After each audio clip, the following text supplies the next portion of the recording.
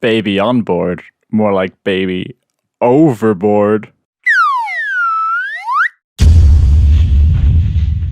World War II is one of the most commonly talked about events.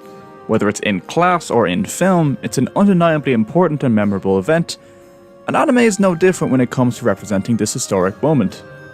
What happened after the war is another story entirely. How all the affected countries changed into what they are today, and how this war affected the relationships between these nations. This is an often overlooked aspect of our culture that Giovanni's island delights in telling. The film starts off in a small island village, far away from the violence of the war. Then, everything changed when the Soviets attacked.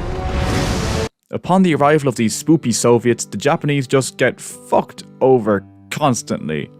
Like, they're kicked out of their house and told to live in a stable in order to make room for the invading forces. Granted, it's not all bad. Both cultures do eventually get used to each other, which is especially true in the case of the main brothers, Junpei and Kanta, who befriend the daughter of the Soviet commander, Tanya. There's even a point in the film where they're invited back into their old home, and they're shocked and amazed at how much better it is than when they lived there. For the sake of spoilers, I can't really go into the plot much more than that. Just know that while it is a post-war film, war itself is a central theme, which obviously means that shit will get fucked up. There are two major criticisms that I have for the film though, which really comes down more to a different cultural perspective than a problem with the film itself.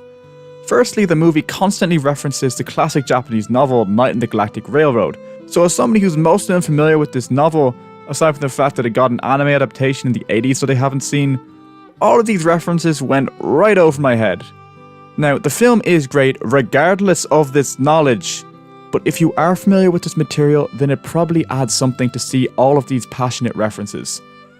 Secondly, and I do admit this issue might stem from my torrent, the Japanese and Russians are clearly speaking Japanese and Russian, yet both get English subtitles regardless.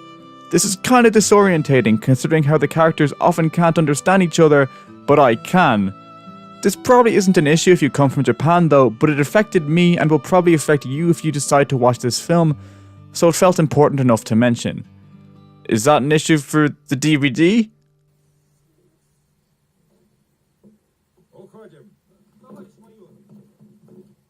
I mean, it kind of fixes the issue. It's got the little star thingies. Right? The fuck? There is these things. I mean, better than nothing. Maybe there were subtitles in Japan. I don't fucking know. These are both nitpicks, however, and shouldn't distract you from the likeable characters, original setting, and gripping story, which overall makes this film 8 out of 10.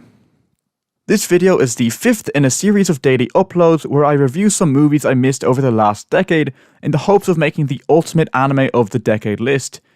If you have any suggestions for any anime, film or TV released from 2011 to 2020, please tell me in the comments.